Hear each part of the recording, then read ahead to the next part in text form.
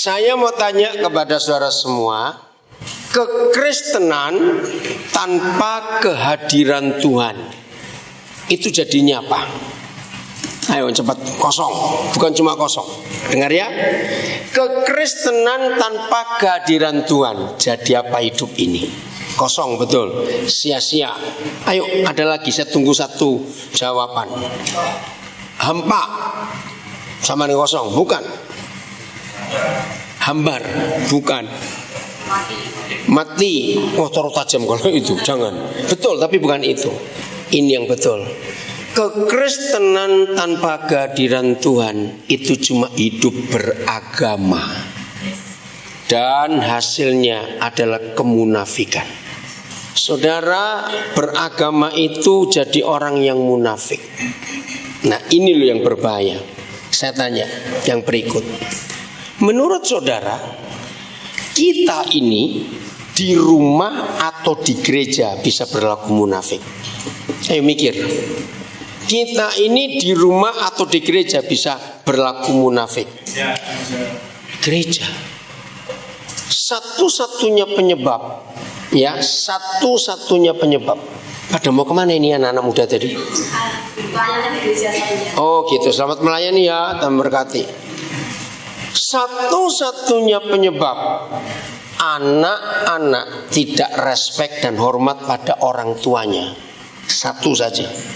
Bukan karena bapaknya kurang maco, bukan ibunya kurang galak, bukan.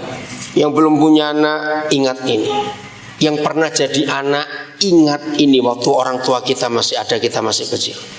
Satu-satunya hal yang bisa membuat orang itu, anak-anak itu memberontak, gak respek pada orang tua, ketika kelakuan orang tua di rumah dan di luar rumah itu beda.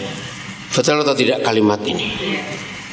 Bertahun-tahun saya tuh mencari jawaban. Maaf ya, sekarang sudah hampir gak kelihatan karena sudah berubah zaman ini. Sampai tahun 90-an awal masih kelihatan. Menurut saudara, ada atau tidak beberapa keluarga gembala anaknya itu kacau hidupnya? Ada atau tidak? Ada. Bahkan banyak. Penyebabnya ini. Apa yang dikotbahkan bapaknya di gereja dengan kelakuannya di rumah itu beda. Anak-anak gak bisa terima. Saudara, ini penting sekali. Maka itu kalau ada orang tua, papa mama ngeluh kepada saudara, aduh anak kami ini ya sejak remaja ini susah kalau kami ajak pergi bareng, baik ke gereja maupun ke pesta atau acara lain, hampir gak mau. Oh, sampai kami ini bertengkar. Pernah dengar gak ada keluarga ngeluh seperti itu? Sering. Jawabannya di sini.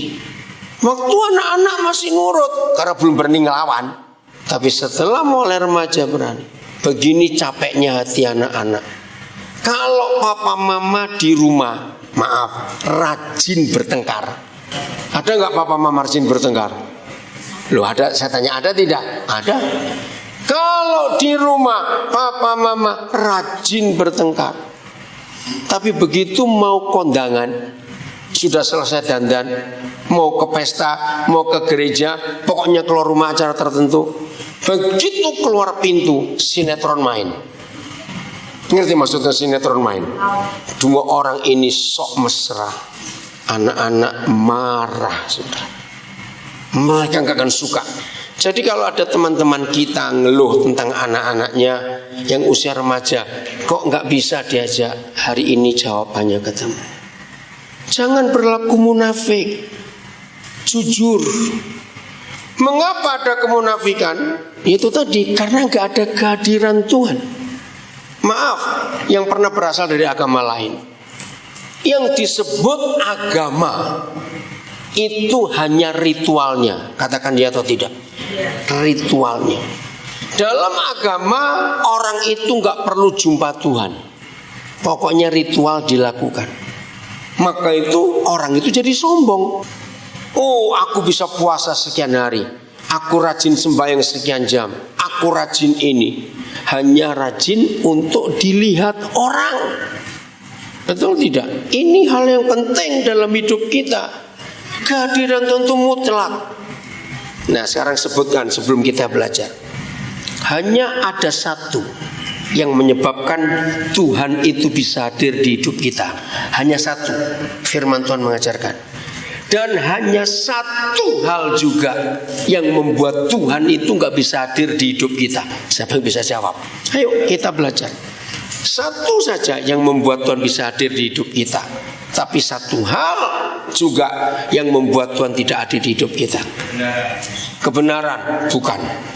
Betul kebenaran. Dosa, yang mana? Betul dosa, betul kebenaran, tapi terlalu luas.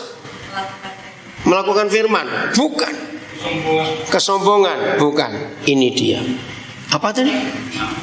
Ketaatan, iman, bukan. Betul ketaatan kepada apa? Iman pada siapa? Melakukan firman Tuhan, ini dia. Satu-satunya hal yang bisa membuat Tuhan hadir di hidup kita adalah kalau kita mengampuni orang. Betul tidak? Kita berdamai dengan orang. Kita buka dulu ayatnya. Ibrani 12 ayat 14. Jelas sekali. Nah, karena setan sudah tahu ayat, maka itu saya sering berkata, ternyata setan-setan itu lebih teliti baca Alkitab daripada kita. Betul atau tidak? Buktinya di mana? Setan itu tahu ayat-ayat yang vital itu dihancurkan. Contoh, ini nyimpang dikitnya. Bagaimana dunia bisa hancur? Ada di Malaki 4 ayat 6. Rusak para ayah, anak-anak sakit hati, dan dunia musnah. Maka itu dirusak kebanyakan papa, bukan mama. Setan lebih teliti baca Alkitab. Dan banyak lagi yang lain. Setan gampang gak buat orang sakit? Jawab, setan gampang gak buat orang sakit? Gampang. Dengan cara apa yuk? Nah, gak tahu toh? Coba dengan cara apa setan gampang buat kita sakit? Sakit hati, bukan. Dosa, bukan. Dosa yang mana? Nah, harus jelas.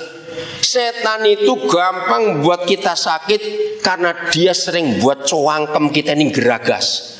Cuatetan itu. Loh, betul tidak? Mulut rakus ini buat penyakit.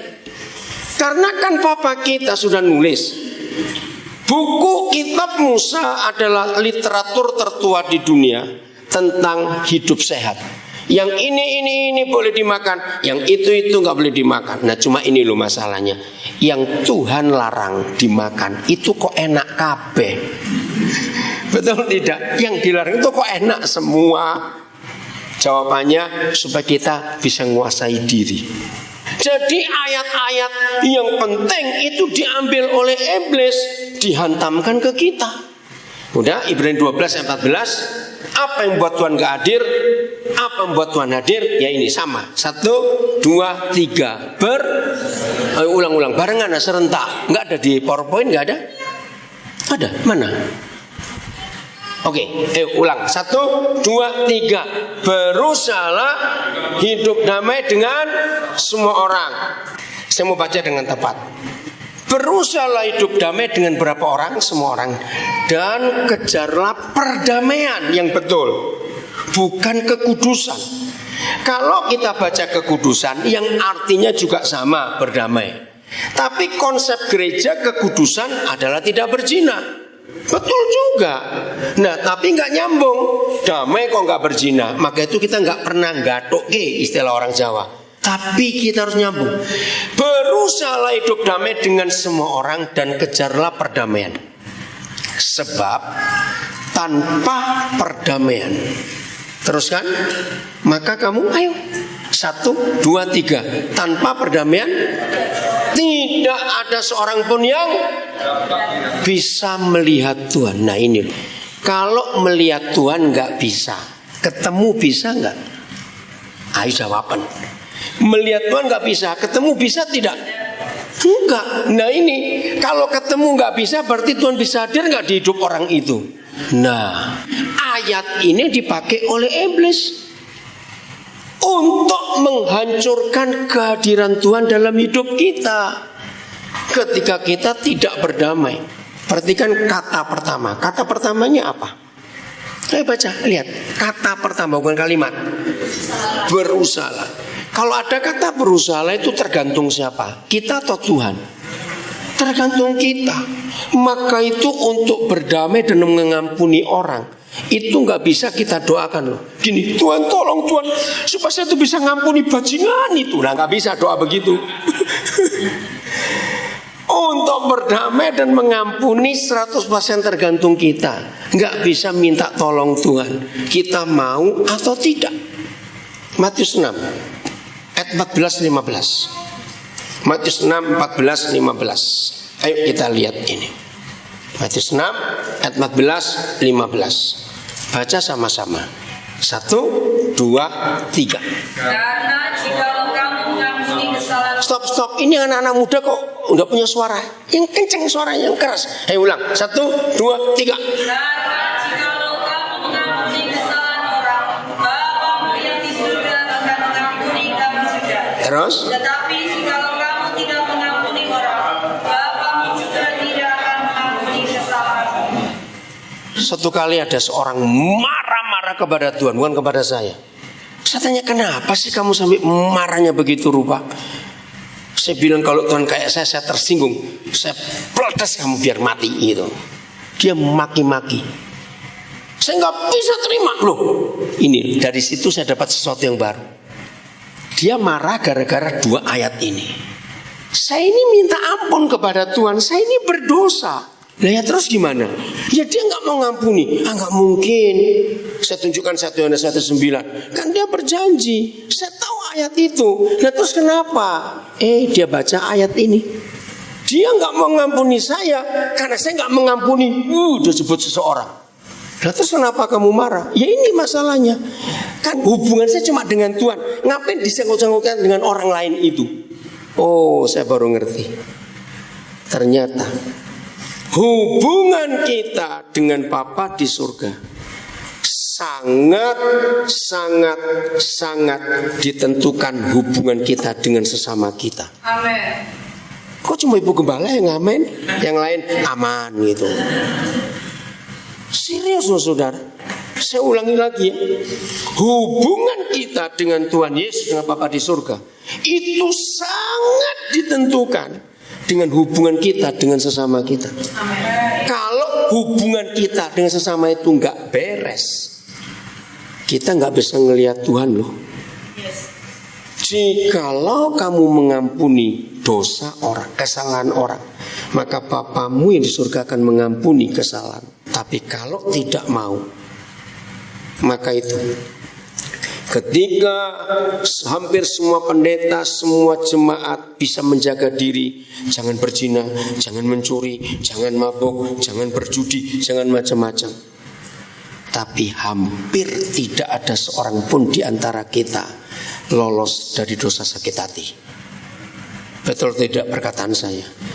Gampang sekali kita itu tersinggung, gampang sekali kita itu disakiti. Gampang atau susah?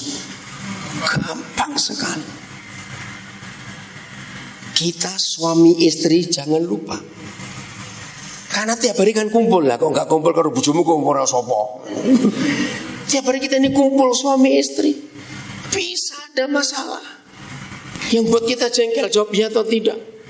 Nah ini harus kita ampuni, berdamai dengan semua orang. Awas kalau saya yang berkata gini, Pak Pendeta, saya tuh gak benci loh, cuma malas ketemu. Podoh goblok. Gak benci tapi malas ketemu. Awas kamu. Ayo, kok kelihatan orang itu dia jauh terus kelewes belok, awas kamu. Begitu kita tidak mengampuni, yang artinya tidak mau berdamai, langsung kita gak bisa melihat Tuhan. Nah orang yang gak bisa melihat Tuhan bisa ke surga gak? Kenapa gak bisa? Ayo. Apa? Kenapa gak bisa? Ayo jawaban lah. Nah yang punya surga gak bisa didelok kok, gak bisa dilihat. Jangan macam-macam. Yang berikut, satu-satunya ayat dalam Alkitab yang memberitahu kita kapan, mengapa, di mana, bagaimana kita bisa disebut anak-anak Bapa di surga. Cuma ada satu ayat. Matius 5 ayat 9. Coba buka. Matius 5:9. Wih, setelah kita baca ayat ini, saya akan tunjukkan faktanya. Apa? Nanti baca dulu. Matius 5 ayat 9. Ada 1, 2, 3. Berbahagialah orang yang membawa damai, karena mereka akan disebut anak-anak Allah. Siapa yang disebut anak-anak Tuhan? Yang baik. Yang membawa damai. Bukan yang puasa 40 hari selama sebulan. Ngutang lah harinya selama 30 hari kok. Bukan yang doa 10 jam sehari. Bukan yang baca Alkitab 15 pasal sehari. Bukan yang persembahannya di atas 2 juta. Enggak. Yang disebut anak-anak Tuhan adalah, lu masa lupa, ini adalah orang yang membawa damai. Apa kata lain membawa damai? Peacemaker. Apa itu peacemaker? Ayo cepetlah. Berarti kalau sudah nggak bisa jawab, musuh muakeh gitu aja sudah. Mengampuni, ya berdamai dengan semua orang. Catat loh. Jangan berkata gini, Tuhan, di RT ku ini ada 3.412 penduduk misalnya. Aku ini ngampuni 3.411. Kali siji gitu. Ayo. Disebut anak Tuhan enggak? Enggak loh, mosok 3.411 diampuni kabeh. Siji nih loh. Enggak bisa. Ini fakta. Maaf ya, jangan tersinggung. Setelah saudara baca ayat ini, berarti di gereja banyak enggak orang rajin ke gereja yang belum tentu anak Tuhan? Kenapa kok hampir semua dan kenapa banyak? Karena kita sulit mengampuni orang. Ayo saya tanya ini ya, jangan tersinggung. Saya ini kalau ngomong misal gini, firman Tuhan. Tapi kalau ada orang ngomong, saya juga firman orang itu. Ada firman tetangga, orang ngomong. Nah, pertanyaan saya, mana lebih gampang dihafal? Firman Tuhan atau firman mama mertua? Loh, saya tanya cepet jawab. Firman Tuhan atau firman mama mertua yang lebih gampang dihafal? Cepetan ayo. Kenapa firman mama mertua lebih gampang dihafal? Karena disimpan dalam hati dan direnungkan. Maka itu hafal. Nah, saya tanya, ayo jujur ngaku. Apa khotbah 2 minggu lalu? Terus gak toleh-toleh, apa yo? Terus garu-garu, apa yo? Tapi firman mama mertua 26 tahun lalu masih ingat sampai hari ini. Dan lebih celakanya lagi, mama mertua sudah mati 20 tahun yang lalu. Ini kan kebuangatan. Saudara, ini yang jadi masalah dalam hidup kita, karena kita nggak mengampuni. Dan itu tersimpan. Tidak ada seorang pun di antara kita yang sempat menghafalkan salah orang lain. Ada nggak manusia menghafalkan salah orang lain? Nggak mungkin. Tapi faktanya, kok hafal? Lu betul nggak? Ngaku cepetan. Ya toh? Kenapa firman tetangga kok nyantol? Betul? Apalagi kata-kata firman yang jelek-jelek langsung. Karena kita pakai prinsip kitab Yosua, perkatakanlah Taurat itu dan renungkanlah siang dan malam. Bukankah begitu kalau ada orang salah kepada kita? Misalnya pagi-pagi baru keluar rumah, wih ada orang maki-maki. Siapa orang itu, kenapa? Terus kalau kita ketemu teman kita sejam kemudian, cerita enggak? Ayo, biasanya cerita enggak? Ih, kamu tahu enggak? Tadi ada orang begini. Nah, itu diperkatakan lagi. 2 jam kemudian ketemu orang lagi. Kamu tahu enggak tadi gitu? Siang dikit merenung. Aku ini salah apa ya? Dia itu kenapa kok begitu? Makan siang sambil lap merenung. Kok bisa dia? Kurang ajar sungguh dia tadi ya. Istirahat selesai, kerja lagi, ketemu teman baru. Ih, kamu tahu enggak tadi pagi? Pulang sore mandi sambil biur-biur merenung lagi. Iya ya, dia kok ngomong begitu. Malam semua keluarga pulang, cerita lagi sambil makan. Doa mau tidur sudah rebahan, belum tidur, merenung lagi. Kenapa begitu? Genep seminggu, ulangi tiap hari, hafal. Betul? Nah, itulah firman mama mertua. Kenapa dihafal? Karena disimpan, direnungkan. Saudara, firman Tuhan gak pernah kita lakukan seperti itu. Maka itu kita lupa terus. Buktinya, 0,00001%. Semua orang Kristen kalau pulang kebaktian, pulang dengar khotbah, nggak ngomong lagi tentang firman, langsung makan di mana habis ini. Wih, rambutmu model bagus dicukur ndi. Wih, sepatumu. Nah, harusnya setelah kita dengar firman, saling cerita. Kamu tadi dapat apa? Karena satu orang yang khotbah, 100 orang yang dengar, bisa 100 hal berbeda. Betul? Maka itu saya sering kali setelah dengar firman, tanya istri saya, tanya anak-anak saya. Saya selalu ngajak diskusi, ayo, tadi kamu belajar apa? Dengar apa? Jadi kalau kata-kata orang itu kita renungkan, kita simpan di hati kita, di pikiran kita, dan kita ulang-ulang terus, maka kata-kata itu jadi hidup kita. Tapi kalau kata-kata Tuhan kita simpan, kita renungkan, itu pun jadi hidup kita. Ini pilihan. Maka itu biasakan. Awas ya, nanti ya pulang dari sini nggak diskusi dulu, awas. Tolong Ibu Gembala cek semua ini jemaat. Ngomong apa? Saling cerita. Kamu tadi dapat apa? Kamu dapat apa? Kumpulkan 3 orang, 5 orang. Itu jadi kuat firman itu bekerja di hidup kita. Amin. Inilah kebenaran yang Tuhan ingin kita tahu dalam hidup kita. Kalau tidak celaka kita. Siapa pernah mikir ini bulan Desember, bulan Natal? Saya senang sekali. Saya ini nggak pernah bosan-bosan merenungkan tentang Maria. Betul ya? Maria itu pribadi yang sangat saya kagumi. Saya respect, saya kagum, itu idola saya. Dalam hal apanya? Ketaatannya. Zaman itu banyak gadis nggak? Zaman itu banyak. Bayangkan, kalau Yahweh Tuhan tidak menjelaskan kepada Gabriel, Gabriel, kamu ke Nazaret cari Maria. Tapi kalau Papa cuma ngomong gini, Gabriel, kamu turun ke dunia, cari gadis yang mau hamil sebelum menikah. Kalau Tuhan cuma pesannya begitu, kira-kira Gabriel perlu waktu berapa belas tahun? Lu ngerti nggak? Lama nggak? Jadi turun dari surga, hei gadis-gadis, siapa mau hamil sebelum menikah, siapa mau? Ada yang mau nggak? Ayo zaman itu loh. Nggak ada.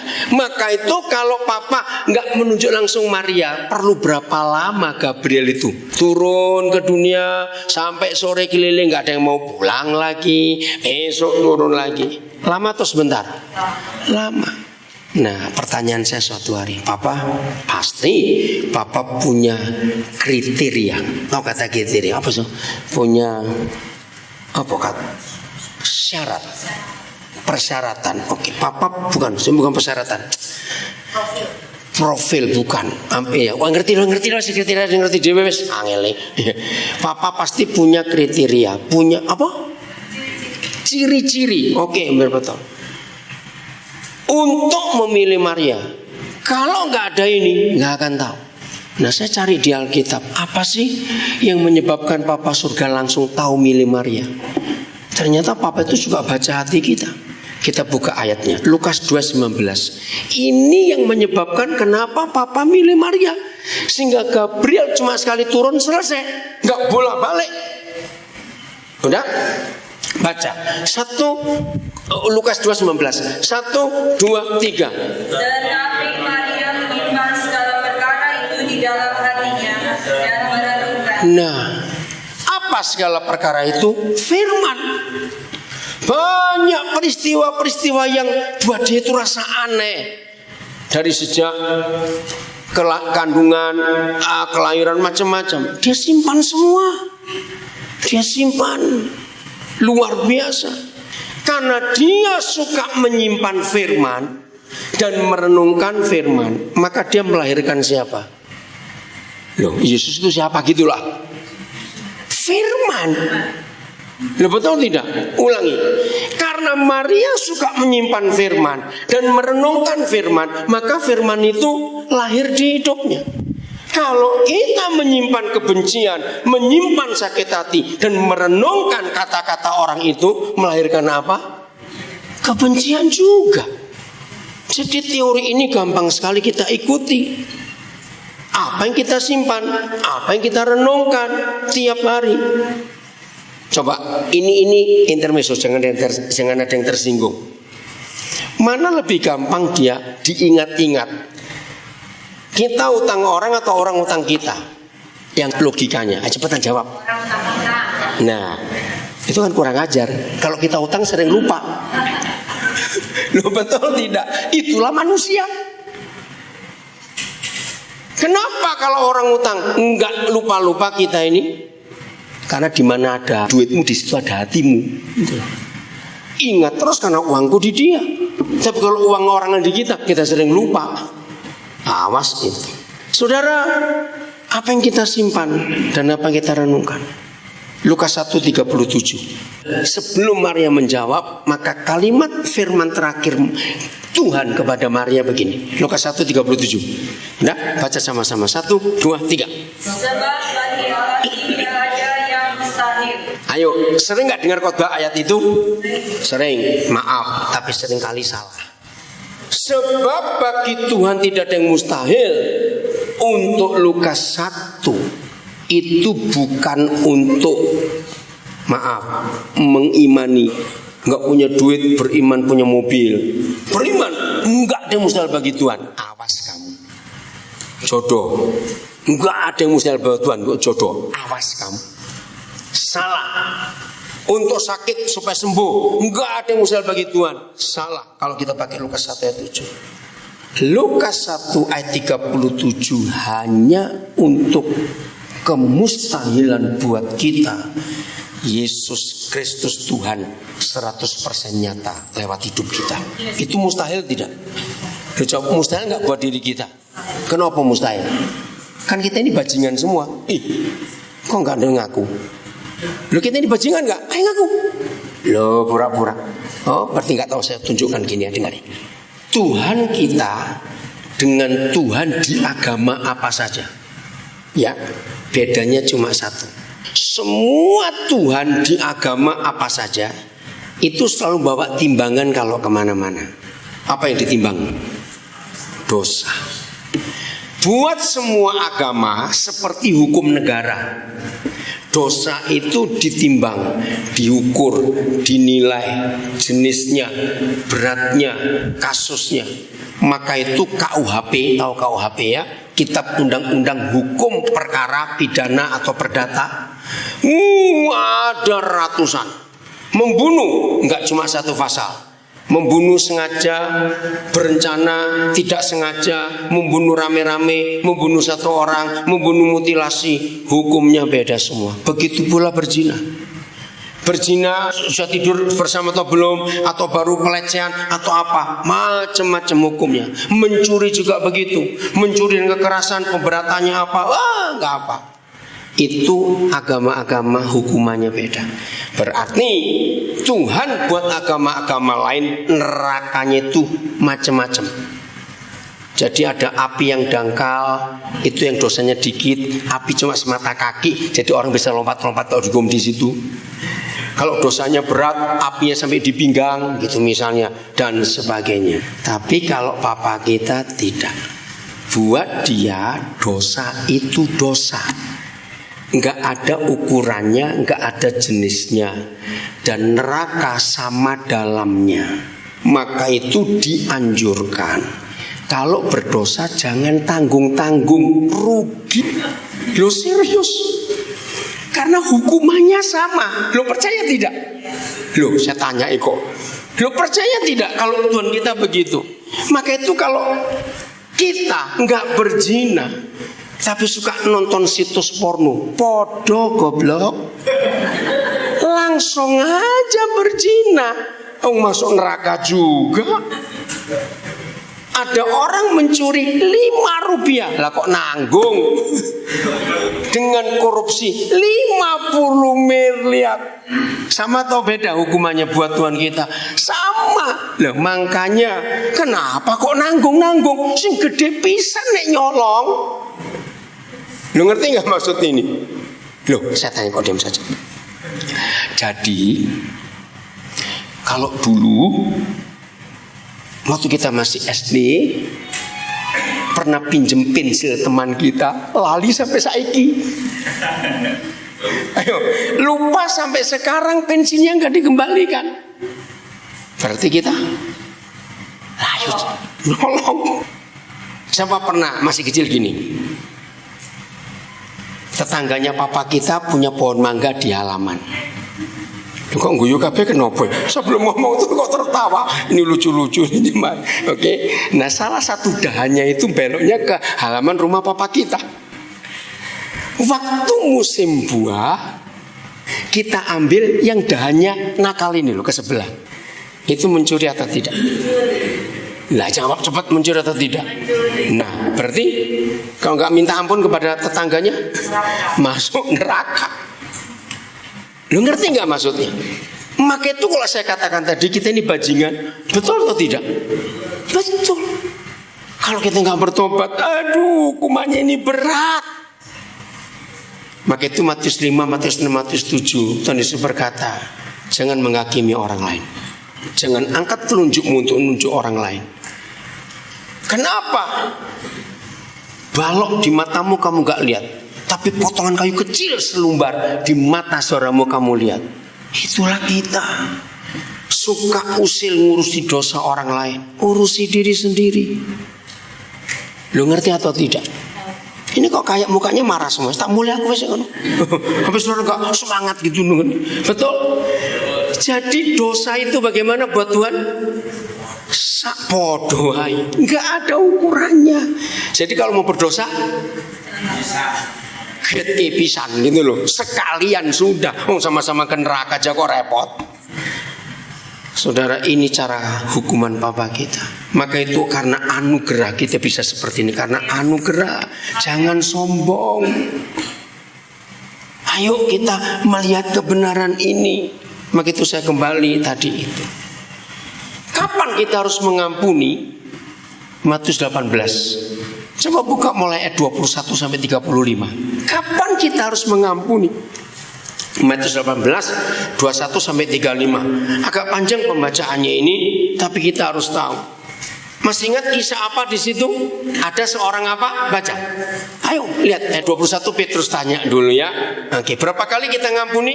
Ayat 22-nya baca. Berapa kali kita ngampuni? 70 kali 7 kali. Bentar, Jeff. Ambil notasi papa sing cilik itu. Ya. Nah, ini salah seorang anak saya yang ahli matematika, wis enggak apa-apa, enggak harus dibaca. Lulusan UKSW, dia sekarang jadi guru di Nabire. Saya tuh minta tolong ya hitung. Berapa kali kita mengampuni? 22, baca cepat. Ayo. Enggak bener itu. Baca yang teliti. Bukan 70 kali 7 loh. Ayo, piro cepetan. Ya ampun, maca sakmono kok angel tenan sekolah ora to iki. Berapa kali kita mengampuni? Nah, 70 kali 7 kali. Bahasa terjemahan NIV 70 times 7 time. Itu artinya 70 pangkat 7. Bukan 70 kali 7. Kalau 70 kali 7 cuma berapa? 490 kali. Ini 70 kali 7 kali. Begini hitungannya ya.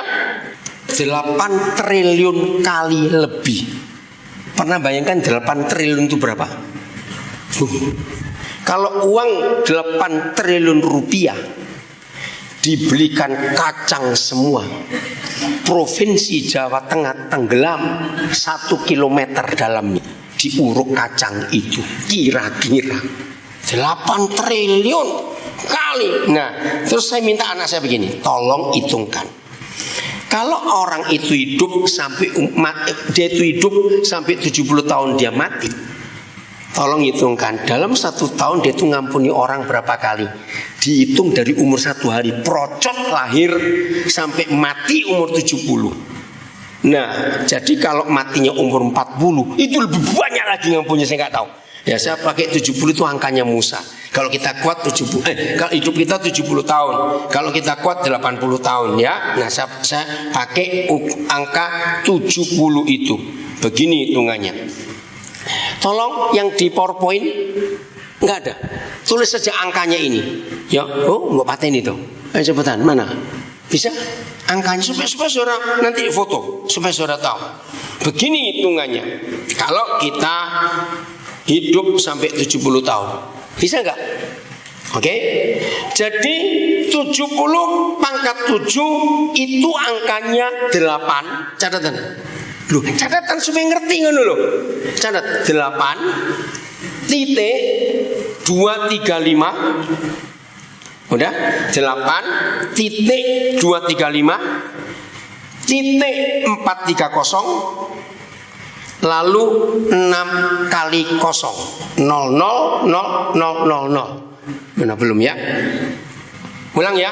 8 titik 235 titik 430 titik 000 titik 00. Jadi angkanya 8 triliun 235 miliar 430 juta kali. Itu angka kalau 70 pangkat 7. Terus dibagi, kalau dia umur 70 mati, jadi 1 tahun dia terus mengampuni orang sebanyak, tulisan 117. Udah 117 titik 649, nolnya 6 kali di belakang. Jadi dalam 1 tahun kalau kita mati umur 70, kita harus mengampuni orang sebanyak 117 miliar 649 juta kali setahun. Kalau 1 bulan kita harus mengampuni orang sebanyak 9,804. Sudah 9,83083.333. Jadi dalam 1 bulan kita harus mengampuni orang sebanyak 9.804.083.333 kali. Sembuh caranya gak ngerti. Dalam 1 hari angkanya ketemu 322. Udah titik 326 titik 027. Jadi dalam 1 hari kita harus mengampuni orang sebanyak 322 juta kali 326.027 kali. Sanggup apa ora? Dalam 1 jam. Lu kok waduh? Kenapa? Dalam 1 jam kita harus mengampuni orang 13.430.251. Jadi dalam 1 jam kita harus mengampuni orang 13.430.251 kali. Dalam 1 menit, tenon dise. Ada lagi nih, dalam 1 menit kita harus mengampuni orang sebanyak 223.838. Jadi dalam 1 menit kita harus mengampuni orang sebanyak 223.838 kali.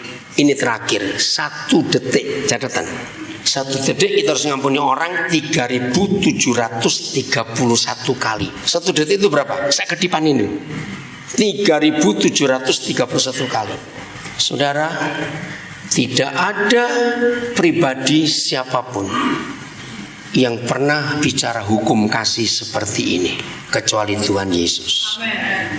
Maka itu setan tahu cara menghalangi kehadiran Tuhan di hidup kita. Dengan cara apa tadi?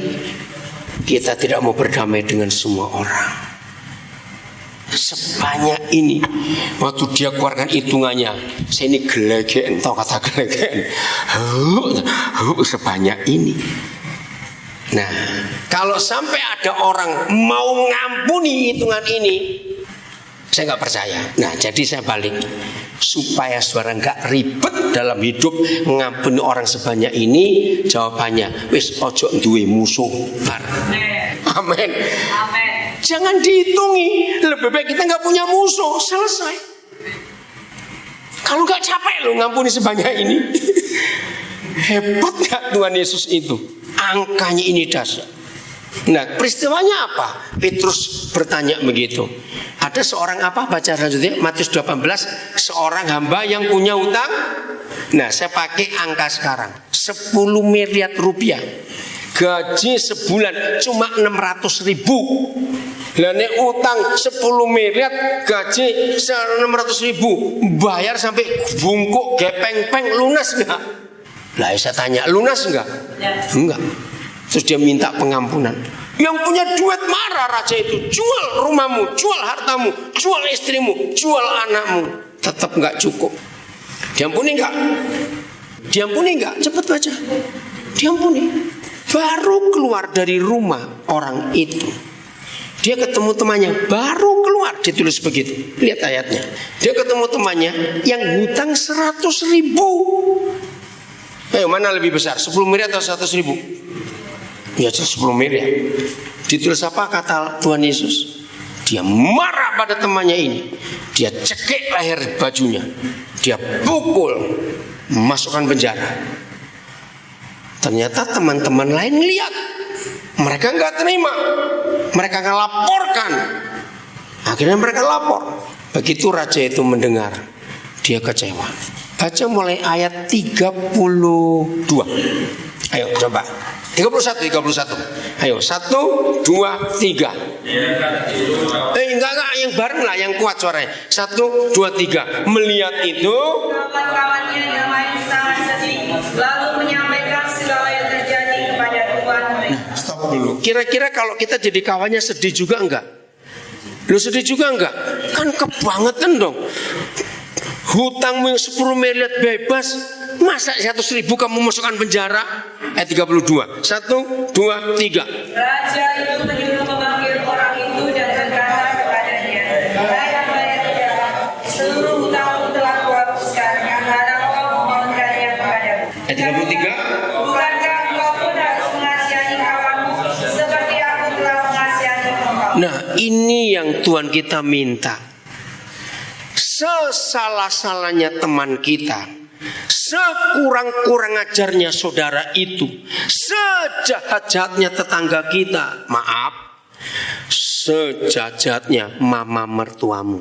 Kalau saya ngomong, dosa kita kepada Tuhan tetap jauh lebih besar daripada dosa teman, tetangga, mertua, saudara. Coba jawab ya atau tidak. Ini yang buat Tuhan sedih. Maka itu orang yang paling gak disukai Tuhan adalah orang sombong. Orang sombong itu begini. Oh, periksa sejarah emak kongcoku, periksa sejarah emak engkongku, periksa sejarah papa mamaku. Kami ini keturunan orang baik-baik, gak pernah nipu orang, gak pernah mencuri, gak pernah nyakitin orang. Maka kami juga anak yang baik-baik. Ini orang sombong. 1 Yohanes 1 mengatakan orang sombong adalah orang yang tidak mau ngaku kalau dia orang berdosa.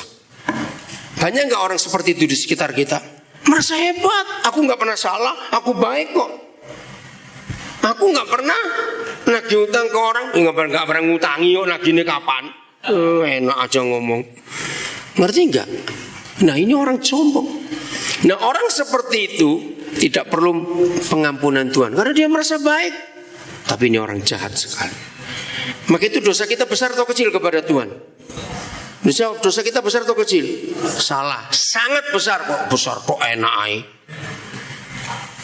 Nah, ini raja marah. Ayat berikut, ayat berapa? 34 ya? Ngeri. 1, 2, 3. Maka marahlah tuannya itu dan menyerahkannya kepada Al-Qujo sampai yang melunaskan semua hutang. Maka marahlah raja itu dan diserahkanlah dia kepada Al-Qujo. Begini caranya mikir. Apa bedanya Al-Qujo dengan tukang pijat? Ngono ae. Beda atau sama? Beda. Enak yang mana? Yuk. Tukang pijat. Satu Al-Qujo saja kita ini gembuk. Tahu kata gembuk? Bahasa Indonesia apa ya gembuk? Kok saya lupa. Remuk, belum remuk kalau gembuk. Mampus bukan. Lembek. Semua bukan ngerti dewe. Nah, satu Al-Qujo itu kita sudah gembuk. Ini Al-Qujo. Nah, itu baru remuk, Pak Jeffrey. Saudara catat. Orang yang tidak mau berdamai dan tidak mengampuni, hidupnya susahnya luar biasa. Menderita. Sudah diserahkan algojo, hutangnya suruh ngelunasi. Maka itu jangan bilang tidak mengampuni. Juga jangan bilang saya nggak benci, tapi malas ketemu. Awas. Ayat 35 ini yang saya takut. 1, 2, 3. Maka Bapamu yang di surga akan demikian juga terhadap kamu. Apabila kamu masing-masing tidak mengampuni saudaramu dengan segenap hati. Saya nggak tahu kalau setelah membaca ayat ini masih ada orang nggak takut Tuhan karena sakit hatinya. Sekali-kali saya pernah ketemu orang dan saya nggak mau ketemu lagi orang kayak gini, saya ngeri. Dia sampai berkata, enggak apa-apa, aku nggak diampuni walaupun aku masuk neraka. Orang sudi aku ngampuni orang kayak begitu. Wih, ngeri sekali. Saya terangkan, ini loh akibatnya kalau kamu nggak mengampuni. Nggak apa-apa, Tuhan nggak bisa apa-apa pada orang seperti ini. Maka Bapamu yang di surga akan berbuat hal yang sama kepada kamu, kepada kita. Kalau kita tidak, ayo baca. Kalau kita tidak baca, mengampuni. Ada kata penting, mengampuni apa? Sesamu dengan. Nah, kalimat terakhir. Jadi nggak cukup hanya mengampuni, tapi harus lu baca. Apa itu arti kata harus segenap hati? Ngampuni tuntas. Saya dulu nggak bisa ngerti. Tuhan berikan saya pengertian. Mengampuni tuntas itu bagaimana? Segenap hati. Ternyata Tuhan Yesus ngajar. Cuma ada satu cara membuktikan kita sudah mengampuni atau belum. Ini ajaran Tuhan Yesus. Kalau kita bisa makan bersama orang itu. Ayo ngaku. Kita nggak usah benci, gergeten lah. Tahu kata gergeten tuh? Jengkel. Bisa nggak kita makan dengan orang yang jengkelin? Makan bareng cepetan, bisa tidak?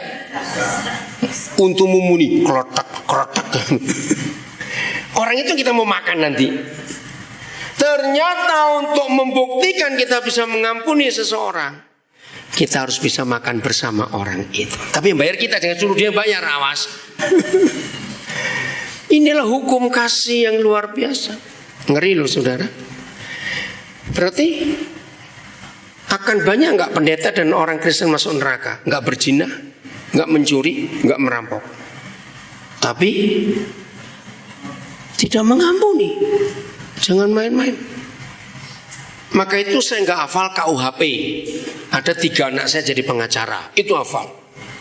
Ada anak saya yang polisi, sekarang tugas di Batam, itu hafal. Pasal-pasal KUHP. Yang saya hafal KUHS, Kitab Undang-Undang Hukum Surga, itu saya hafal. Tanya masalah apa saja. KUHS perzinahan itu keren. Masih ingat Matius 5? Barang siapa melihat, terus pura-pura nggak tahu, awas kamu.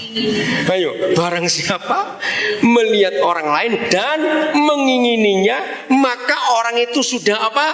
Berzina dengan dia di pikirannya. Bayangkan ini KUHS. Ayo, pendetanya seorang pendeta. Jadi pendeta apa ini? Tenanan. Matanya masih bisa kurang ajar enggak? Bisa. Nah, maka itu saya takut. Tuhan culeken nih, saya bilang begitu. Tapi enggak, mata masih bisa kurang ajar juga. Dengan KUHS ini, ada enggak orang yang lolos dari hukum perzinahan? Enggak ada. Maka itu jangan sombong. Ada yang bilang, oh saya bisa. Saya langsung bilang, impoten kamu. Udah gitu aja, pura-pura. Loh betul tidak? Ngaku. Loh kok diem saja? Loh iya atau tidak? Ini mata ini kurang ajar. Berarti semua kita berdosa enggak? Kalau enggak diampuni oleh Tuhan. Yes. Jangan sombong, jangan menghakimi orang lain. KUHP dalam perzinahan, detail. Meraba yang mana, meluk yang mana. Jadi kalau hukum surga, berzina itu enggak perlu di tempat tidur. Bayangkan. Apalagi jawil, Noel, ada enggak? Tidak, cuma ngeliat dari jauh. Wih, sempurna sekali hukum ini. Maka itu jangan sombong, saudara.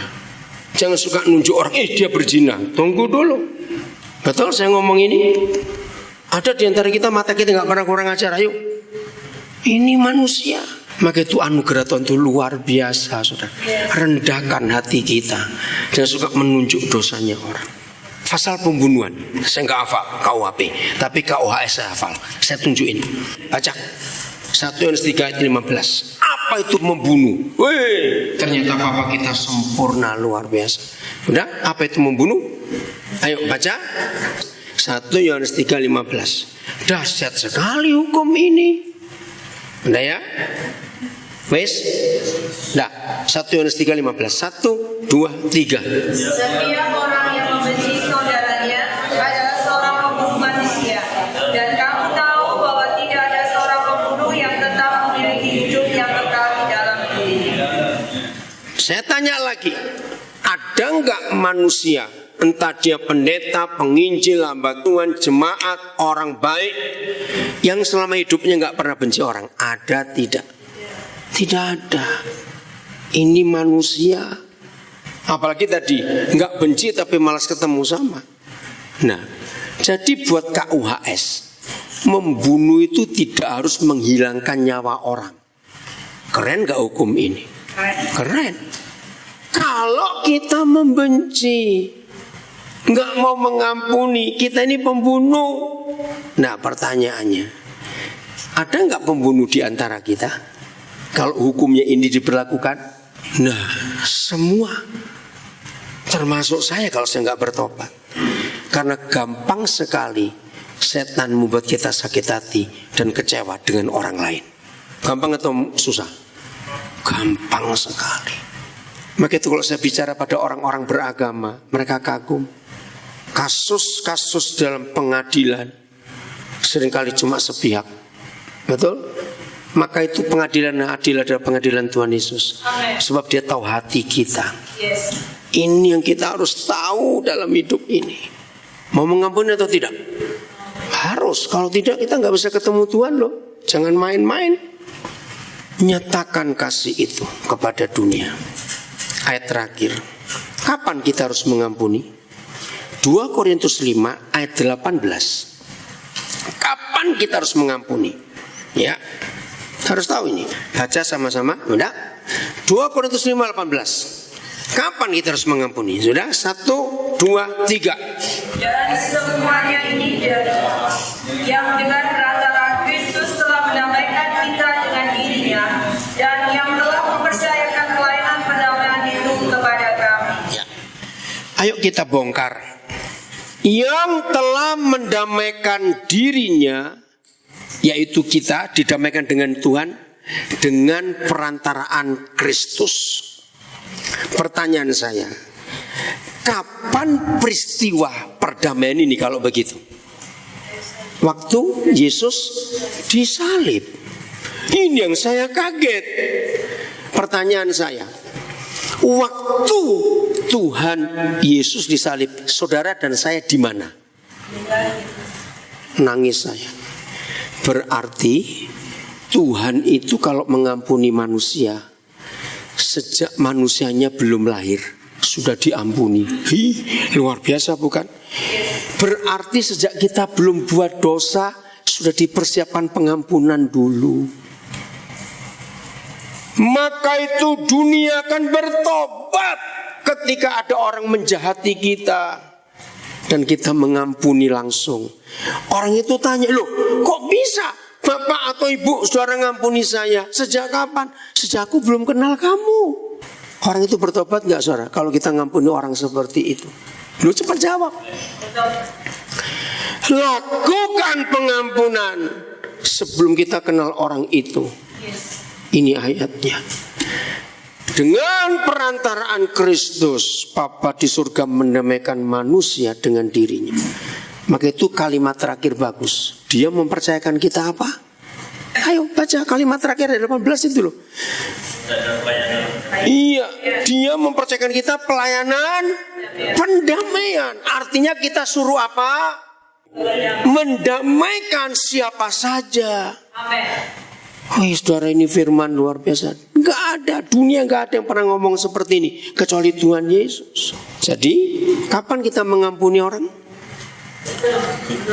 Sejak kita belum kenal dia. Wih, orang itu akan kaget. Pertanyaan kedua, bagaimana cara kita ngampuni orang?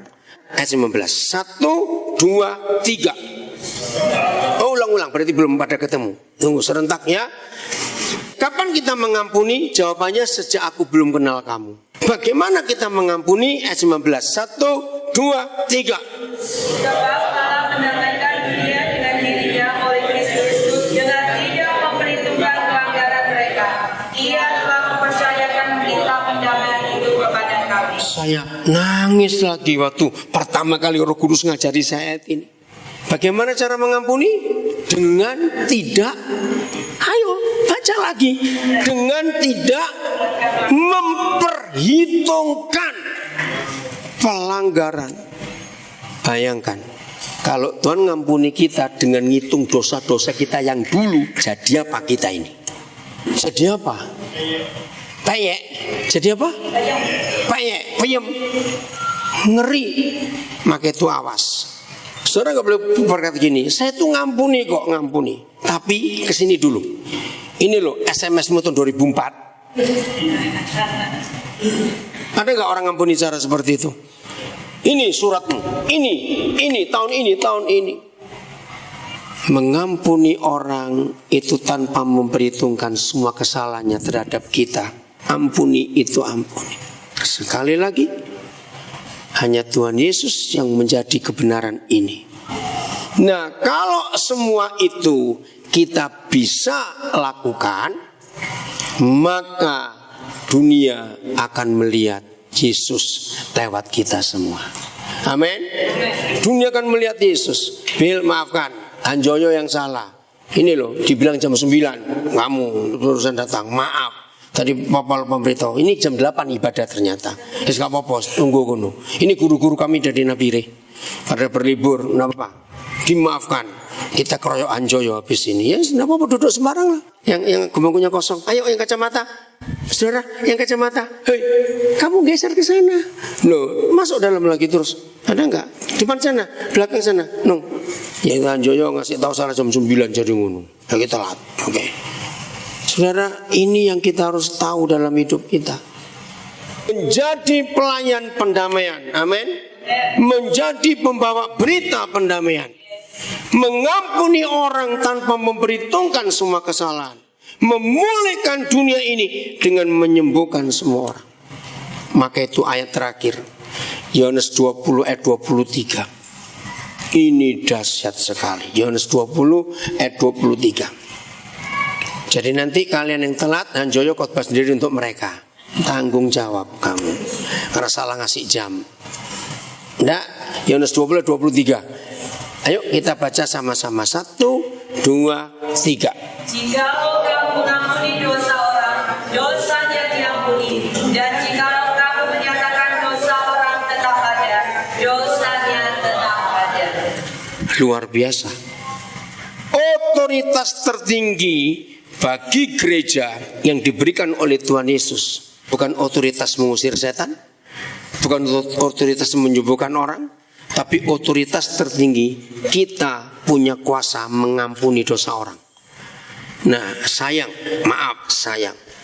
satu-satunya gereja yang memakai ayat ini 100% itu gereja Katolik. Dari 7 sakramen gereja Katolik, salah satu adalah sakramen pengakuan dosa. Betul?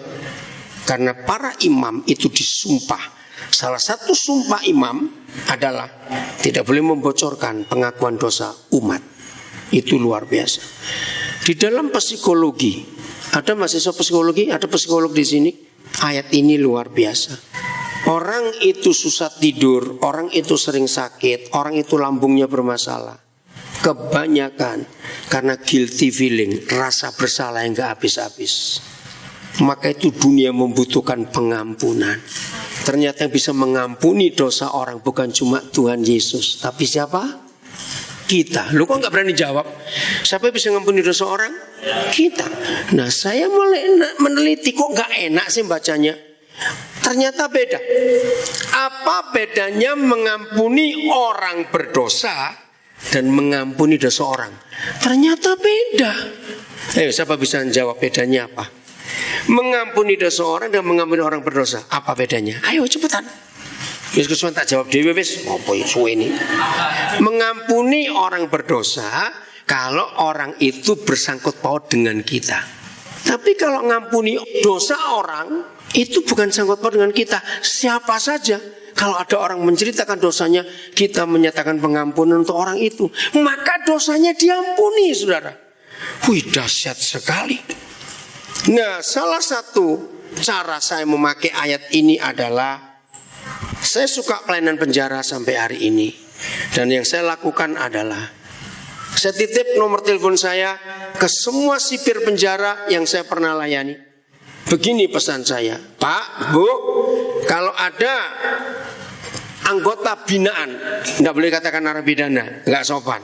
Anggota binaan, sudah waktunya PB, tahu ya PB, pembebasan bersyarat. Itu harus ditebus. Di Indonesia ada hukum, karena pemerintah nggak sanggup buat penjara baru, penjara itu penuh terus, saudara. Mau itu gereja itu gagal. Pokoknya kalau penjara penuh yang salah pasti gereja. Loh kok kenapa? Karena kita tidak memberitakan kebenaran. Bahkan saya punya ekstrim kebenaran ini. Kalau sampai ada satu orang mati karena bunuh diri, maka yang wajib disalahkan adalah anak Tuhan yang terdekat dengan rumah korban. Loh kok bisa? Berarti selama korban itu hidup, nggak pernah tahu ada jalan di tempat itu. Akulah jalan, akulah kebenaran, akulah hidup. Orang bunuh diri karena mengalami jalan buntu. Padahal ada jalan di dekatnya, yaitu kita, muridnya Tuhan Yesus. Sama. Kalau penjara penuh karena gereja tidak eksis di tengah masyarakat, fungsinya tidak berlaku, maka itu kejahatan bertambah. Nah, PB itu pembebasan bersyarat. Begini aturannya. Kalau seorang warga binaan sudah menjalani 2/3 masa hukumannya dan kelakuannya baik, maka yang 1/3 bisa ditebus, keluarkan. Tapi harus ada yang jamin. Dan yang jamin ini harus bayar. Berapa yang dikeluarkan untuk apa. Terus yang mantan warga binaan ini tergantung kasusnya. Kalau berat, seminggu sekali harus lapor di Polres terdekat di mana dia tinggal. Kalau hukumannya nggak terlalu berat, bisa 2 minggu sekali, tergantung. Nah, kalau sampai warga binaan ini nggak lapor, lari, yang jamin masuk, maka itu hampir nggak ada orang mau jamin. Saya suka menjamin begitu karena saya pakai hukum ini, ampuni dosa orang. Satu kali saya dipanggil ke Kementerian Kehakiman. Anak saya yang terima surat, kaget. Dia bilang, pasal apa? Nggak tahu. Loh, suratnya bunyi apa? Bilang aja mau ketemu. Suruh ketemu Bapak Haris, bagian apa saya lupa. Ya saya datang. Begitu saya sampai, oh, Pak Daniel ini Tionghoa toh. Loh, kan bingung. Terus salaman itu nggak lepas-lepas. Sampai saya tarik-tarik, kok nggak lepas juga. Akhirnya lama-lama cross juga, tarik-tarik. Oh silakan duduk Pak, baru suruh duduk. Nah, terus dia tanya begini, di antara semua PB yang masuk ke kami PB itu harus dari kehakiman provinsi, ya, dari LP-nya masuk ke kejaksaan provinsi baru ke pusat. Nah itu nama saya sering masuk. Pendeta Daniel Alexander, pendeta yang bebasan itu. Dan yang saya bebaskan nggak hanya yang Kristen, siapa saja. Karena saya mau bimbing mereka setelah itu. Hampir tidak ada keluarga yang mau menjemput anggota keluarganya yang lepas dari penjara. Malu. Oh, satu kali saudara ikut saya akan menyenangkan. Saudara, ada kesukaan tersendiri di hati saya ketika saya menyambut mereka keluar dari penjara. Terus saya tanda tangan. Itu dia, orang itu bahagia sekali. Saya pasti dipeluk. Karena gak ada orang mau terima. Saya harus antar. Itu berkali-kali saya lakukan dalam hidup untuk mengampuni dosa orang. Berapa banyak saya bawa ke Nabire untuk kami bina di sana. Berapa banyak saya beri modal mereka. Ada juga yang balik lagi, ada yang sampai 4 kali balik. Aduh, kadang-kadang jengkel juga. Ya sudah, harus diampuni.